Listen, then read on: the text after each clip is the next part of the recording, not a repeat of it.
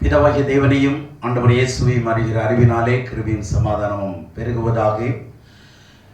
இந்த 8வது மாதத்தின் முதல் நாளிலே தேவன் நம்மை சுகத்தோடும் பலத்தோடும் ஆசீர்வாதத்தோடும் கொண்டு வந்ததுக்காக தேவனுக்கே துதியும் கனமும் மகிமையும் செலுத்த கடமைப்பட்டிருக்கிறோம். இந்த காலவேளையிலே கர்த்தருடைய பிரசன்னத்திலே வந்திருக்கிற தேவனுடைய பிள்ளைகளாக உங்களை யாவரையும் இயேசுவின் இன்ப நாமத்தில் வாழ்த்துவதில் மகிழ்ச்சி அடைகிறேன்.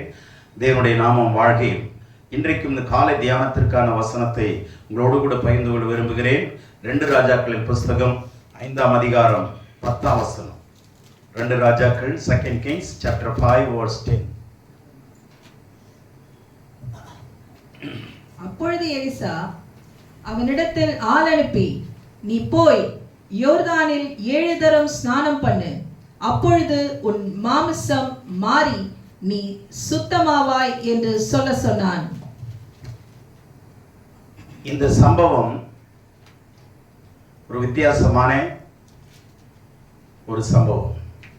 2 Kings chapter 5. இதில் நம்ம பார்க்கிறோம், நாகமான் என்கிற மனிதன்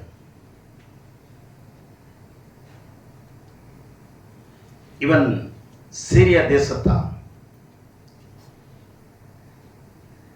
இவன் பட்டாளத்திலே படைத்தலைவர். மிகுந்த மரியாதை உள்ளவர். அநேக ஜனங்கள் இவனை கனம் பண்ணக்கூடிய அந்த இடத்தில் இருந்தவர். நேரடி ராஜாவோடு கூட தொடர்பு கொள்ளுகிறவர். இப்படிப்பட்ட அந்தஸ்தில் இருக்கிற நேரத்திலே அவனுக்கு சரீரத்திலே பாதிக்கப்பட்டதை நாம் பார்க்கிறோம். அவன் சரீரம் பாதிக்கப்பட்டது. தமிழ் வேதாகமத்திலே குஷ்டம் என்று சொல்லியிருக்கிறது. ஆனால் மிலிட்டரி சட்டப்படி குஷ்டம் இருக்குமானால் மருத்துவ பின்னணியின் சட்டத்தின்படி அவன் நீக்கப்பட வேண்டியது அவசியம். ஆனால் இது குஷ்டரோகம் அல்ல, தோல் சம்பந்தப்பட்ட வியாதியினாலே இவன் பாடுபட்டு கொண்டிருந்தான் என்பதை நாம் அறிந்து கொள்ள வேண்டும். தோல் சம்பந்தப்பட்ட வியாதியினாலே he was affected seriously in his skin. அதனாலதான் அவன் அந்த வேலையிலே தொடர்ந்து இருந்து கொண்டதை பார்க்க முடியும். இந்த நேரத்திலே இஸ்ரவேலிலிருந்து ஒரு பெண்ணை வேலைக்காரியாக அடிமையாக பிடித்து கொண்டு வந்து இவனுடைய வீட்டிலே விட்டு விட்டார்கள். அவனுடைய வீட்டிலே வேலை செய்து கொண்டிருக்கிற நேரத்திலே இந்த சம்பவங்கள் எல்லாம் அவள் புரிந்து கொண்டாள். தன்னுடைய எஜமானனுக்கு என்ன வியாதி இருக்கிறது என்பதை புரிந்து அவருடைய நாச்சியார் இடத்துல போய் சொல்லுகிறாள். எஜமாட்டியின் இடத்துல, அம்மா, நம்முடைய ஆண்டவர் எங்கள் தேசத்தில் இருக்கிற இஸ்ரவேலில் இருக்கிற தீர்க்கதரிசியின் இடத்திலே போவாரானால் அவர் அங்கே இவருடைய வியாதியை நீக்கி விடுவார் என்றார். 3ஆம் வசனத்தில் இஸ்ரேலிலே தீர்க்கதரிசியின் இடத்திலே போவாரானால் நலமாயிருக்கும். இங்கு கவனிங்க, இந்த சின்ன பிள்ளை எந்த வசனத்தையும் சொல்லலை, ஒரு பெரிய பிரசங்கத்தை பண்ணலை, ஒரே ஒரு வார்த்தையை சொன்னான். நம்முடைய எஜமான் இஸ்ரேலில் இருக்கிற தீர்க்கதரிசியினிடத்திலே போவாரானால், தேவ மனிதனிடத்திலே போவாரானால் அவர் சுகம் பெறுவார். இப்ப என்ன செய்கிறாள்? பிரஜாதியாராகிய இந்த நாகமான், சீரிய தேசத்தானாகிய நாகமானை கடவுளோடு கூட இணைக்கிறார். கடவுளோடு கூட இணைக்கிறார். ஒரு சின்ன பிள்ளைங்க பூமியையும் பரலோகத்தையும் இணைக்கிறார். மனிதனையும் கடவுளோடு இணைக்கிற பணியில ஒரு சின்ன வேலை செய்தார். மிகப்பெரிய மனிதனிடத்தில் மிகச்சிறிய வேலை செய்கிறார். இதை கேட்டு அவன் ராஜாவினிடத்தில் போகிறான். ராஜாவினிடத்தில் அறிவிக்கிறான், இப்படியாக ஒரு தேவ மனுஷன் இஸ்ரவேலில் இருக்கிறாராம், அவரிடத்திலே போகும்படி என்னை அனுமதியுங்கள் என்று கேட்கும் பொழுது அவர் என்ன செய்கிறார்? இந்த சீரிய தேசத்தினுடைய ராஜாவாகிய அவர் இஸ்ரவேலில் இருக்கிற ராஜாவுக்கு கடிதம் கொடுக்கிறார். நான் என்னுடைய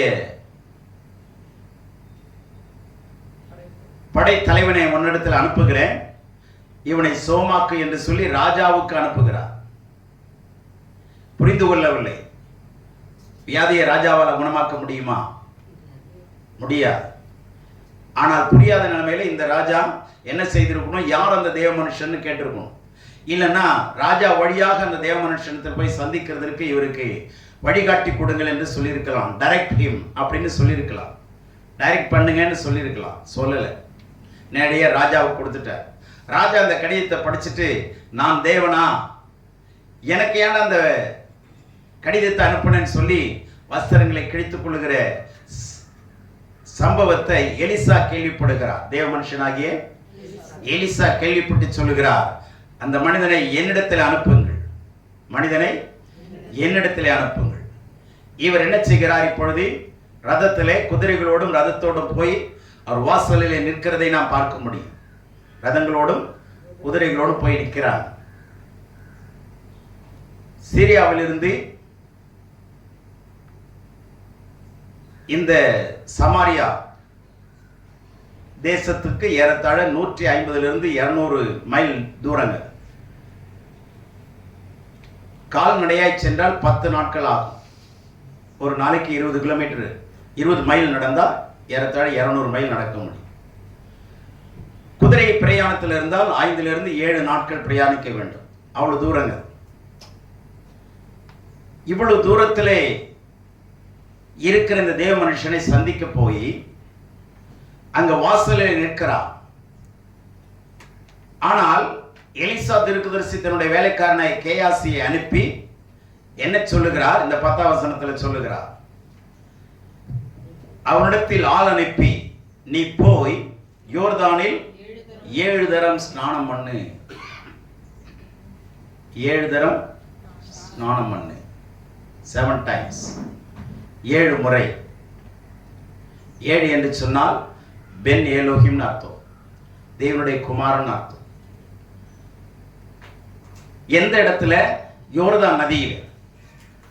யோர்தான் நதி கலிலேயா கடலையும் சவக்கடலையும் இணைக்கிற ஒரு பிரதானமான நதி. யோர்தான் என்று சொன்னால் இறங்கி வருகிற என்ற அர்த்தம். இறங்கி வருகிற ஒன்றின் அர்த்தம். மேலிருந்து கீழே இறங்கி வருகிறது. இந்த நதியில போய் 7 முறை ஸ்நானம் பண்ணி, அப்பொழுது மாமிசம் மாறி நீ சுத்தமாவ என்று சொல்ல சொன்னான். ஸ்நானம் பண்ணி மாம்சம் மாறும், நீ சுத்தமாவாய். இதுல என்னென்ன இருக்கு? வாக்குத்தத்தம் இருக்கா? நீ சுத்தமாவாய், உன் மாமிசம் மாறும். வாக்குத்தத்தம் இருக்கா? இல்லையா? ஆசீர்வாதம் இருக்கு. எதிர்கால ஆசீர்வாதம் மறைஞ்சிருக்கு. உன் மாம்சம் குழந்தையை போல மாறும். நீ சுத்தமாவாய், நிரந்தரமா சுகமாயிடுவே. சுகமாகிறதுக்கும் ஆரோக்கியமாகிறதுக்கும் 2 வித்தியாசம் இருக்குங்க. டிவைன் ஹீலிங்னா வியாதி வர கட்டளையிட ஜெபம் பண்ண அல்லது மருந்து சாப்பிட சுகமாகும். அதான் ஹீலிங், டிவைன் ஹீலிங். டிவைன் ஹெல்த்னா வியாதி வராம மெயின்டைன் பண்ணிக்கிறது தான் டிவைன் ஹெல்த். வியாதி வராமையே மெயின்டைன் பண்ணிக்கிறது. அறிகுறி வரும், அப்பவே கட்டளையிட்டு சுகமாயிருக்கு. சிம்டம்ஸ் வரும், உடனே கட்டளையிட்டு என்ன பண்ணணும்? சுகமடைகிறது. வியாதி வராமே இருக்கிறது தான் ஹீலிங், ஹெல்த், அந்த ஆரோக்கியம். சரியா?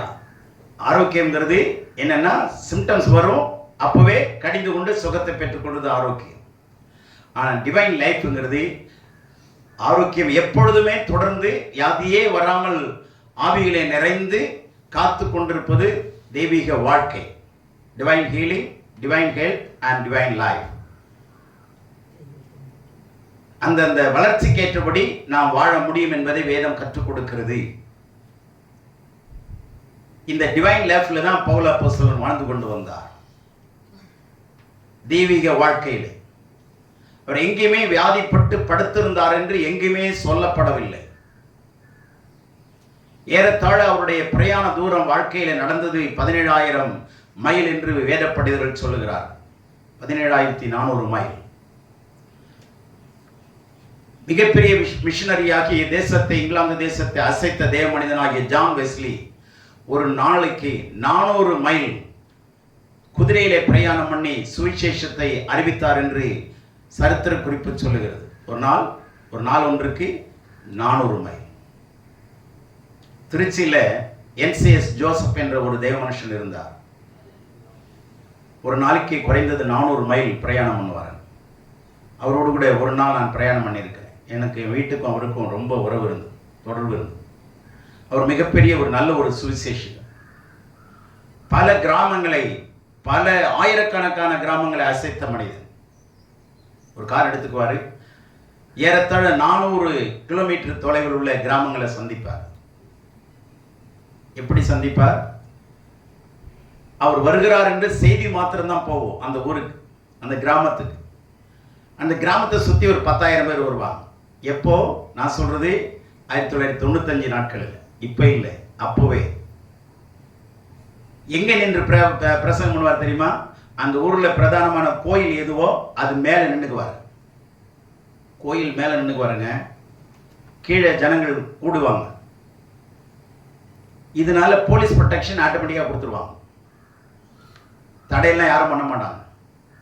ஊர் மக்கள் ஒன்றா கொண்டான்னு அப்புறம் யாரும் என்ன பண்ண முடியும்? மேலே நின்று பிரசங்கம் பண்ணுவாருங்க. பிரசங்கம் பண்ணிட்டு ஒரு எண்ணெயை ஜெபம் பண்ணி கொடுப்பார். அவ்வளோதான். அவருக்கு அந்த வரம் இருந்தது. ஒரு 50 கிராம் ml 50 ml பாட்டில் வச்சிருப்பார். அதை ஜெபம் பண்ணி கொடுத்துருவார். எப்பேற்பட்ட வியாதி, எத்தனை வருஷ வியாதியாக இருந்தாலும் அன்னைக்கே சுகமாயிடுது. அப்படிப்பட்ட ஒரு பிரதானமான வல்லமையை கடவுள் அவர் கொடுத்துருந்தார். நான் நேரடியாகவே பார்த்துருக்கேன். உடுமலைப்பேட்டைக்கு என்னை அழைச்சிட்டு போயிருந்தார். அப்போ ஒரு வீட்டுக்குள்ளே போகிறேன். அந்த வீட்டுக்கு வெளியிலேயே, அதாவது வீட்டு உள்ள வராண்டாவில் ஒரு சிங்கம் நிற்குது, இந்த பக்கம் புலி நிற்குது. இது என்னடா, அது ஆரம்பமே புலி சிங்கமாக நிற்குதுன்னு சொன்னால் உள்ளே போக போக அவ்வளோ பெரிய பணக்காரர் அந்த மனுஷன். அந்த ஊரில் அவர் அறியாத மனுஷன் இல்லை, அவ்வளோ பெரிய பணக்காரர். எழுந்து நின்று வரவேற்றார். அவர் என்னென்ன பண்ணணுமோ அவ்வளோ மரியாதை செய்கிறார். எனக்கு புரியல என்ன நடக்குதுன்னு. பார்த்தா அவருக்கு நீண்ட நாள் தோல்வியாது. எத்தனை டாக்டர் சந்திச்சிருக்கிறார். மரண தருவாயில இவர் ஒரே ஒரு எண்ணெயை கொடுத்து ஜெர்மனி 2 நாளில் சுகமாயிடுச்சு. அவர் வீட்டில் அவரை கூப்பிட்டு அவ்வளோ மரியாதை பண்ணார். ஒரு நாளைக்கு குறைஞ்சது 400 மைல் சுற்றுவார். அவ்வளோ வைராக்கியமான மனுஷன். இப்படி இந்து கோயிலில் மேலே நின்று பிரசங்கம் பண்ணுறதுனால எதிர்ப்பாளிகள் மறைமுகமாக இருப்பாங்க இல்லையா? ஒரு முறை அவர் முகத்தில் திராவத்தை வீசி முகமே எரிஞ்சு போயிடுச்சுங்க, கண்ணை தவிர. அப்படியும் அவர் என்ன செய்தார்? அவர்களை மன்னித்து விட்டு அதே இடத்துல கலெக்டருடைய பர்மிஷனோட கூடியும் செய்தார். இப்படி வைராக்கியமான மக்கள்லாம் இருக்கிறாங்க. அவருடைய வாழ்க்கையிலே ஒரு பெரிய குறிக்கோள் இருந்தது. எப்படி ஆகிலும் கிராமங்களை என்ன பண்ணணும்? உயிரோடு இருக்கிற வரைக்கும் சந்திக்கணும். இப்படிப்பட்ட வியாதிகளை கடவுள் சோமாக்க இன்றைக்கும் அவர் வல்லவராய் இருக்கிறார். ஆமென், அல்லேலூயா.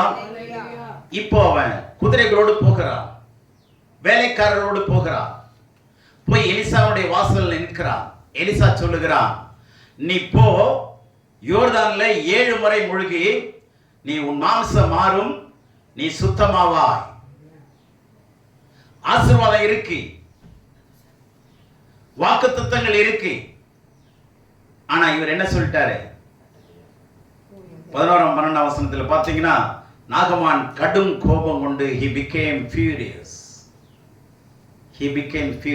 கடும் கோபம் கொண்டான். என்ன, எங்க ஊர்ல இல்லாத ஆறா? நான் என்ன நினைச்சேன், அவர் வெளியே வந்து நின்று எலிசா என்ன பண்ணுவானுமா?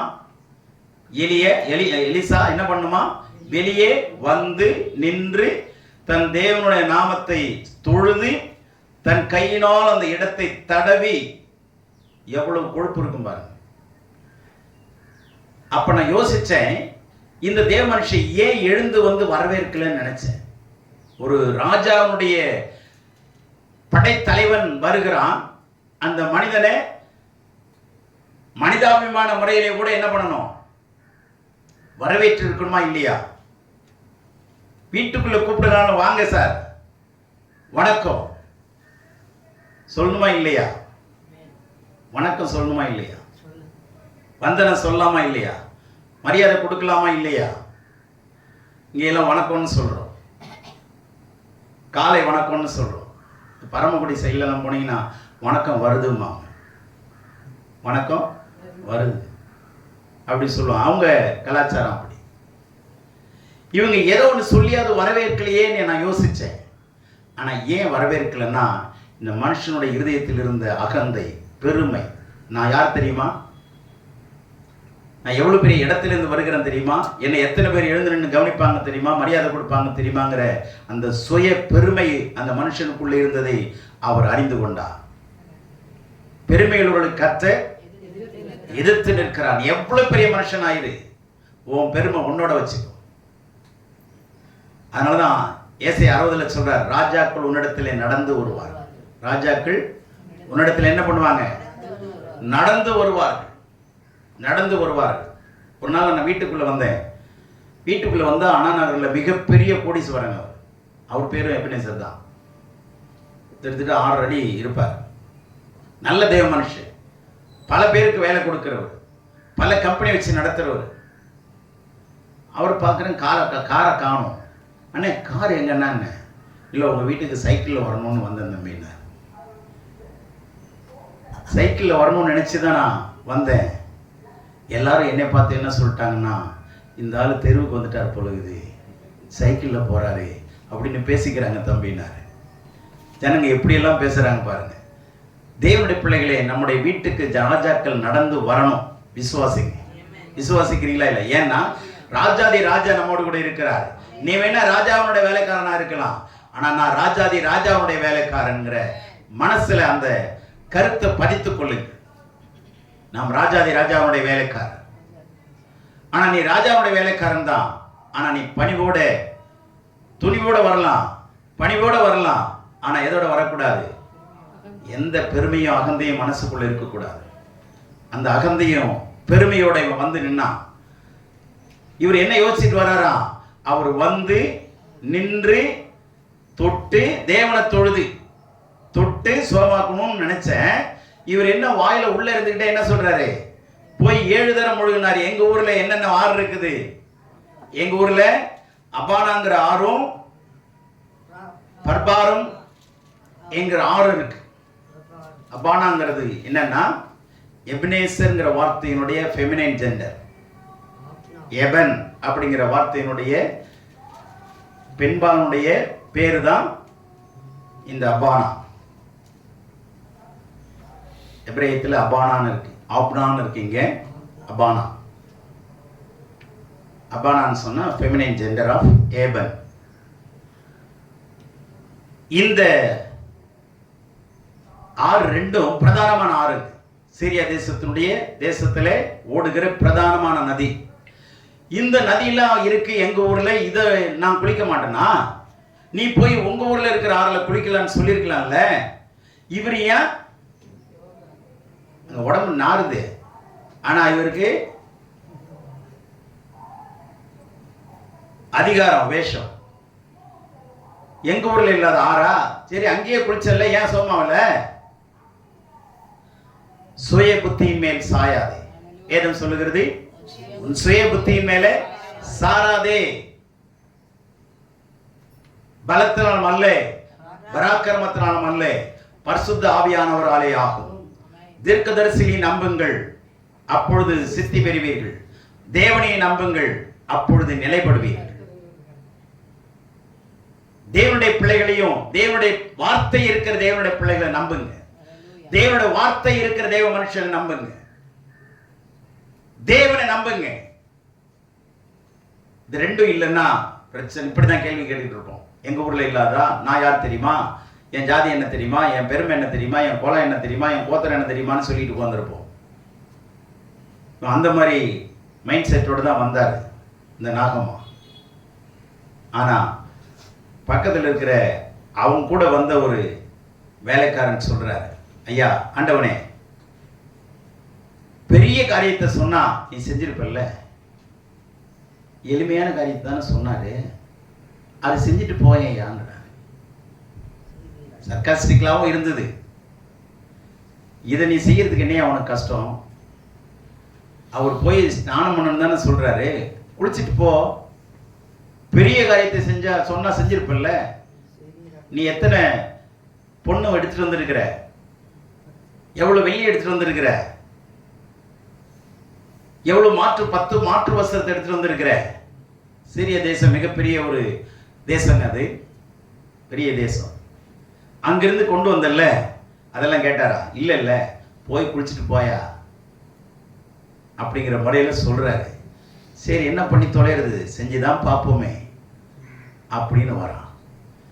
7 முறை மூழ்கி எந்திரிக்கும் போது 7வது முறை எப்படி மாறுது? சிறு பிள்ளையினுடைய சரீரத்தை போல பிரைட்டா மாறிடுச்சுங்க. சுத்தமானா. அல்லேலூயா. Completely he was healed. அவனுடைய எல்லா சூழ்நிலையும் கம்ப்ளீட்டா மாறிடுச்சுங்க. Entire atmosphere, entire body, right from head to heel, he was healed. Completely he was healed.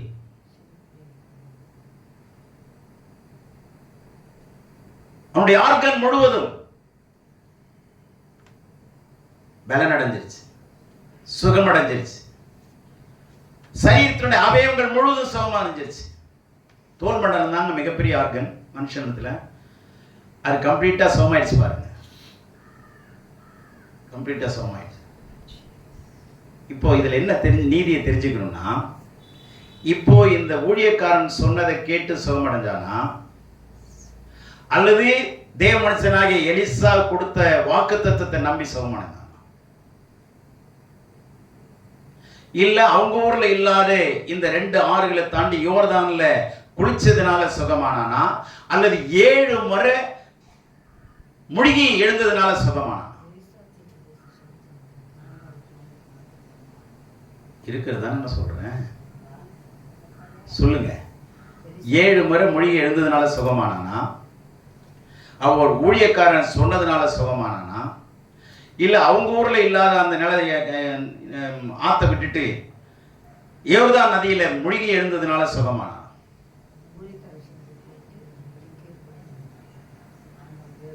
சொல்லுங்களேன். எந்த விதத்திலே ஒரு எதன் அடிப்படையில் சுகமானார் சொல்ல முடியலையா? நிதானிக்க முடியலையா? எதை சொன்னாலும் ஏதாவது ஒன்று இருக்குமோன்னு நினைக்கிறீங்களோ? அங்க இருக்கிறதான சொல்ல, அது மாறாதது இல்லை. வாக்குத்தத்தம் இருக்கு, ஆசீர்வாதம் இருக்கு, யோர்தான் நதி இருக்கு. கட்டளை கீழ்ப்படிஞ்சதுனால மாத்திரம் தாங்க. கட்டளைக்கு கீழ்ப்படிந்ததுனால மாத்திரம்தான் சுகமானார். உண்மைதானே? நீ என்னதான் தகுதித்தம் பண்ணாலும், அல்லது என்னதான் நீ முயற்சி பண்ணினாலும், அவர் சொன்ன கட்டளையை கீழ்ப்படிந்ததுனாலதான் சுகமானது. அதனால ஏசாயா 1:19 சொல்லுது, நீங்கள் மனம் பொருந்தி செவி கொடுத்தால் தேசத்தை நன்மையை புசிப்பீர். Isaiah chapter 1 verse 19 says, if you are willing and obedient, obedientங்கிற வார்த்தை விடப்பட்டிருக்கு தமிழ்ல. If you are willing and obedient, you shall eat the best of the land. You shall be given the best. Amen. You shall be given best of the land. எப்போ? Condition என்ன? கீழ்ப்படியணுங்க. If you are willing and obedient, என்னதான் இருந்தாலும், எவ்வளவு பெரிய ஆளா இருந்தாலும், கீழ்ப்படிதல்ங்கிறது ஒண்ணு இல்லைன்னா we are not able to please God without obedience. அதே சமயத்துல விசுவாசம் இல்லாமல் தேவனை பிரியப்படுத்துவதும் கூடாத காரியம். It's impossible to please God without faith. சரிதானே? அப்போ கீழ்ப்படிதல் இல்லாமல் இருந்தாலும் தேவனை பிரியப்படுத்த முடியாது.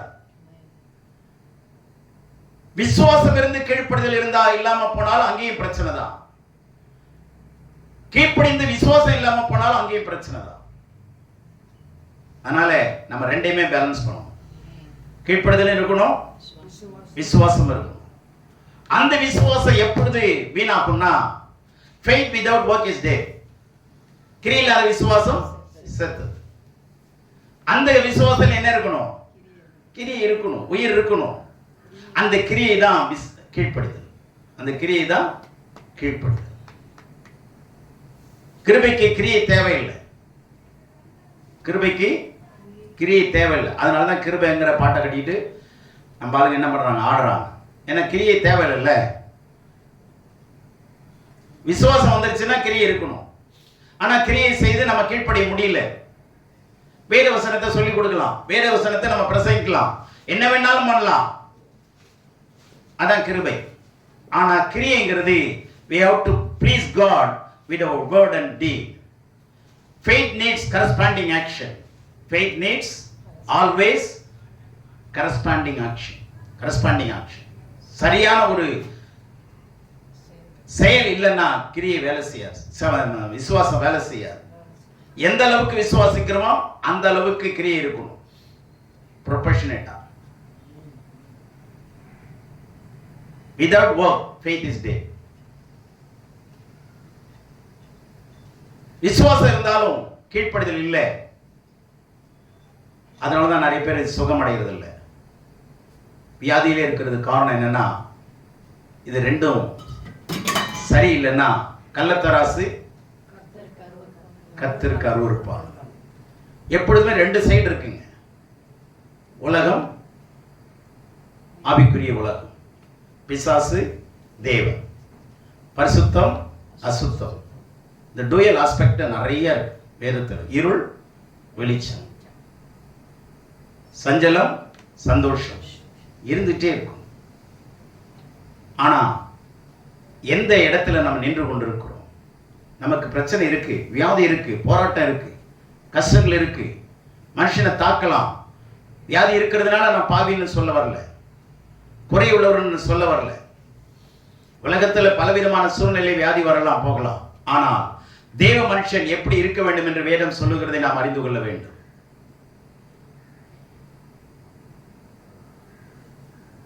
மறுபடி பிறக்கணும்,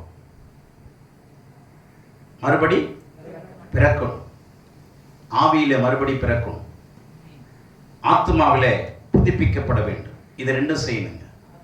ஆவியில மறுபடி பிறக்கிற அனுபவம், born again experience, it should take place in our spirit by the help of the Holy Spirit.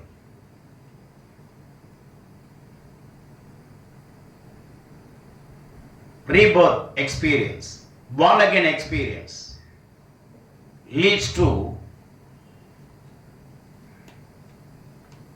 transformation.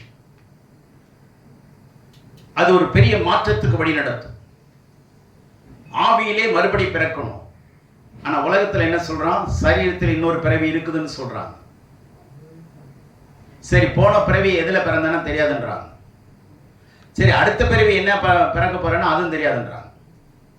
ஆனா வேதம் என்ன சொல்லுது? ஒன்லி ஒன் birth, ஒரே ஒரு பிறவிதான். ஆனா ஆவியிலே நீ என்ன பண்ணணும்? மறுபடி பிறக்கணும்.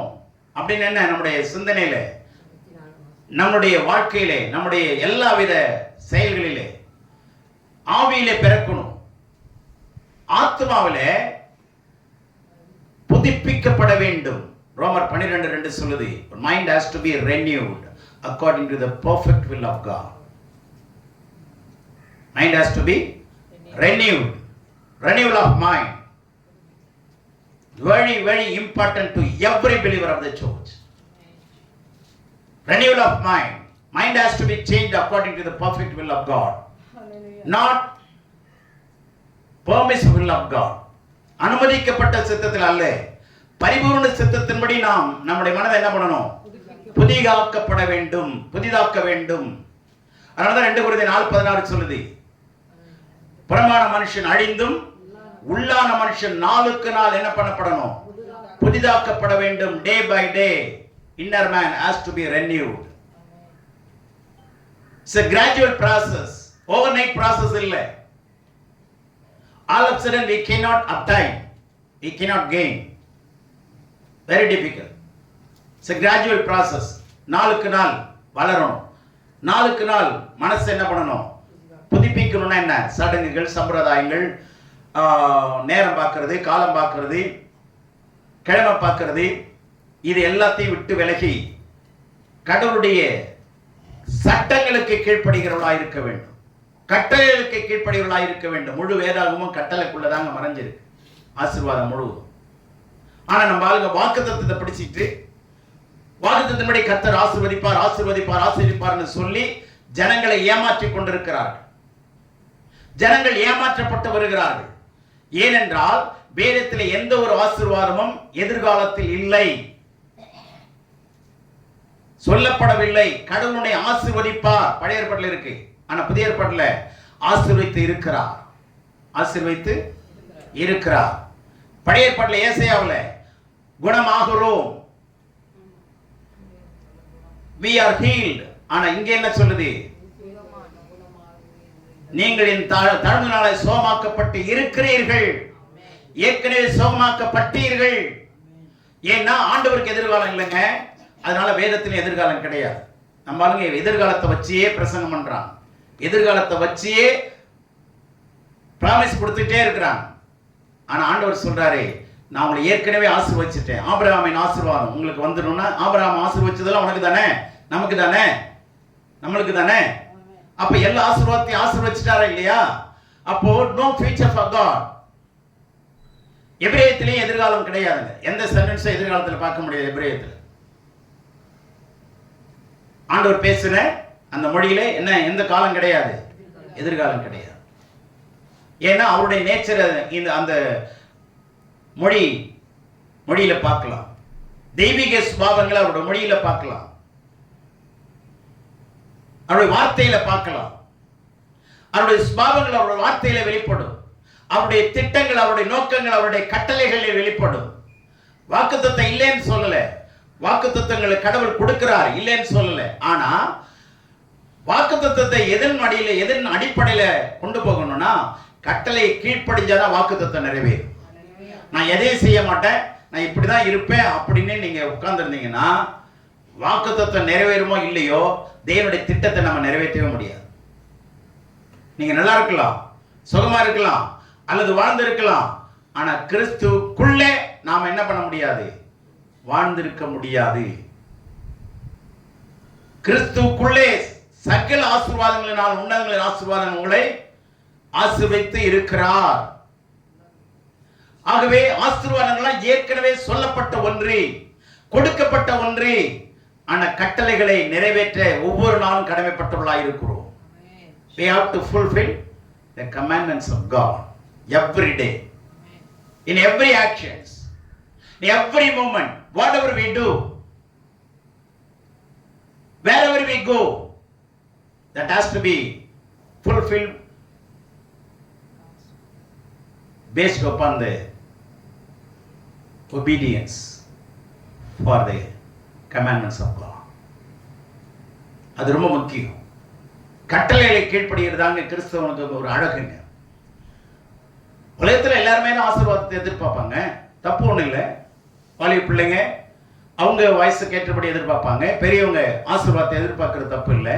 ஆனால் ஆசீர்வாதம் எதில் இருக்கணும்னா, கர்த்தருடைய கட்டளையின் கீழ் வருகிற ஆசீர்வாதத்திற்கும் கட்டளை அல்லாமல் வருகிற ஆசீர்வாதத்துக்கும் மிகப்பெரிய வித்தியாசம் இருக்கிறது.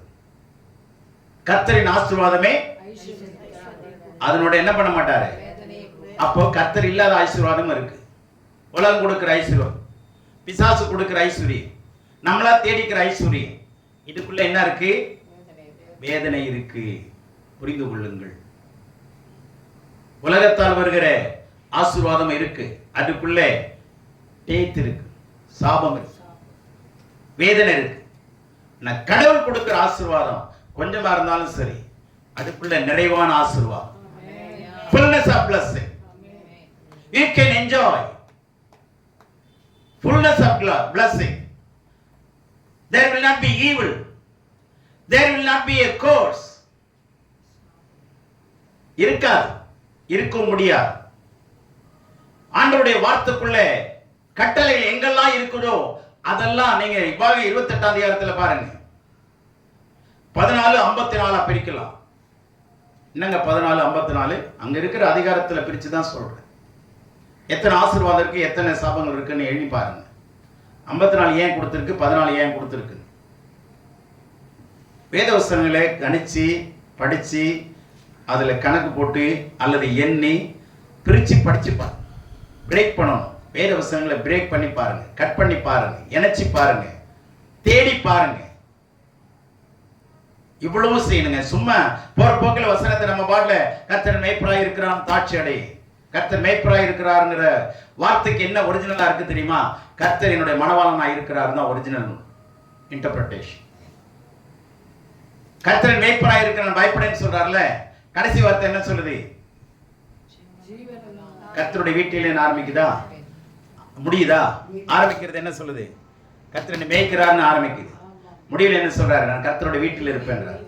பூமியின் வானத்தை இணைச்சிட்டாரா? 6 வசனத்துக்குள்ள. 6ங்கிறது மனுஷன் தானே. அப்போ ஆரம்பிக்கிறது மேய்ப்பனாதான் இருக்கிறாரு. ஆனா முடிவில் அவர் வீட்டிலே நான் இருப்பேன். பூமியை வானத்தை இணைக்கிற வார்த்தைங்க அது.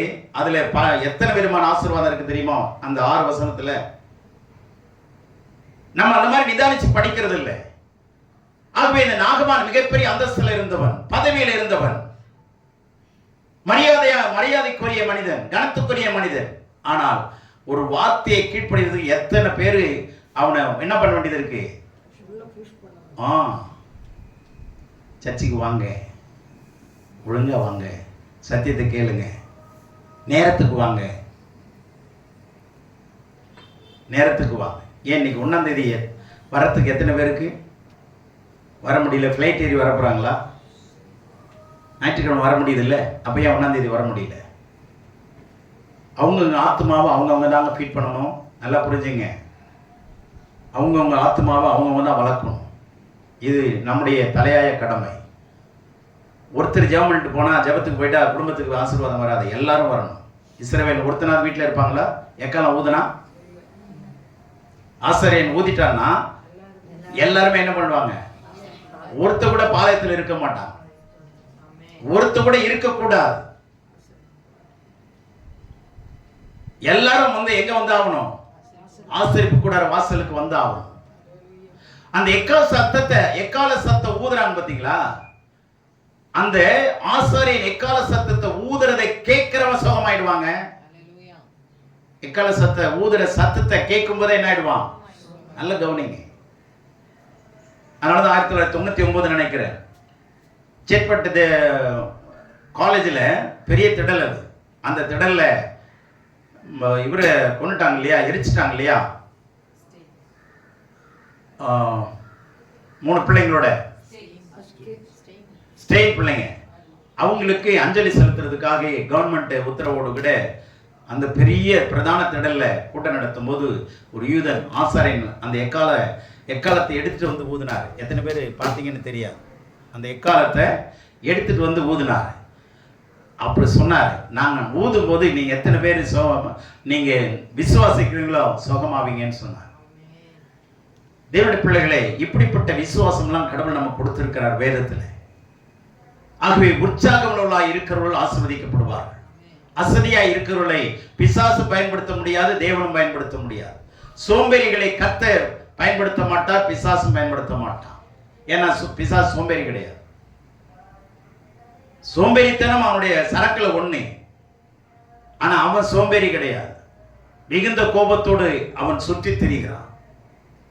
ஆகவே அசதியாயிராமல் ஜாக்கிரதையாயிருங்கள், ஆவியிலே அனலாயிருங்கள், கர்த்தருக்கு ஊழியம் செய்யுங்கள். ஆகவே இவன் வாக்குத்தத்தத்தை நம்பி வந்திருந்தான்னா கட்டளைக்கு கீழ்ப்படிய முடிஞ்சிருக்காது. ஆனா கீழ்ப்படிஞ்சதுனாலதான் சுகமானான். அந்த வாக்குத்தத்தை நிறைவேறினது. கட்டளைக்கு கீழ்ப்படிஞ்சதுனாலதான் எப்படியோ புஷ் பண்ணி மற்றவங்க சொல்லிக்கலையாவது அவன் கீழ்ப்படிஞ்சிட்டான். இதே இந்த நாகமான் அந்த தேரை திருப்படா, ரதத்தை திருப்பி நேரா அபானா ஆத்துக்கு போ, அங்க 7 முறை குளிக்கிறேன்னு சொன்னா முடிஞ்சிருக்குமா? சுகமா இருப்பானா? முடியாது. சொன்னது சொன்னது, சொன்னது சொன்னது, எழுதினது. ஆமா, ரிட்டன்ஸ் வாட் இஸ் ரிட்டன். எழுதினதே மாற்றப்பட முடியாது. ஏன்னா நம்முடைய தேவன் மாறாதவர். அவருடைய வாக்கு மாறாதது, கட்டளைகள் மாறாதது. அவர் மாறுவதில்லை, அவருடைய குணங்களும் மாறுவதில்லை. கீழ்ப்படிதல் ஒண்ணுதாங்க விசுவாசத்தோட இணைஞ்சி தேவனை பிரியப்படுத்தும். இதுல எங்கேயும் நம்ம ஒரு பக்கம் ஏத்தி ஒரு பக்கம் இறங்கினுச்சுன்னா பிரச்சனை. ஜெபமும் இருக்கலாம், துதியும் இருக்கணும். ஜெபம் நிறைய இருக்கு, துதி ஒண்ணுமே இல்லைன்னா அங்கேயும் குறைப்பட்டவர்களாக இருப்போம். தராசு அப்படின்னாவே ரெண்டும் ஒன்று சரியான நிலைமையில தான் இருக்கணும். அதுக்கு பேர் தான் பேலன்ஸ்னே சொல்லியிருக்கிறாங்க. சரியா? ஆகவே இந்த ரெண்டு தட்டை இணைக்கிறது என்னதான்? ரெண்டு தட்டை இணைக்கிறது எதுங்க? ராட் இருக்குல்ல, சென்டர் ராடு, அதுதாங்க கட்டளை. சென்டர் ராடு மாறாதுங்க, இது மாறும். வெயிட்டுக்கு ஏற்ற மாதிரி இது மாறும். ஆனால் ரெண்டும் வெயிட், ரெண்டு பொருளும் வெயிட்டும் ரெண்டும் ஒன்றுனா ஒரே இடத்துல தான் நிற்கும். ஆனால் ஸ்கேல் மாறாது. சத்தியம் தான் ஸ்கேல், கட்டளை தான். அதில் தாங்க வேலை செய்யணும். கட்டளையின்படி வேலை செஞ்சாதான் நமக்கு கட்டளைகளும் பிரமாணங்களும் ரொம்ப முக்கியம். கர்த்தர் தாமே நம்மை ஆசீர்வதிப்பாராக. ஆமென்.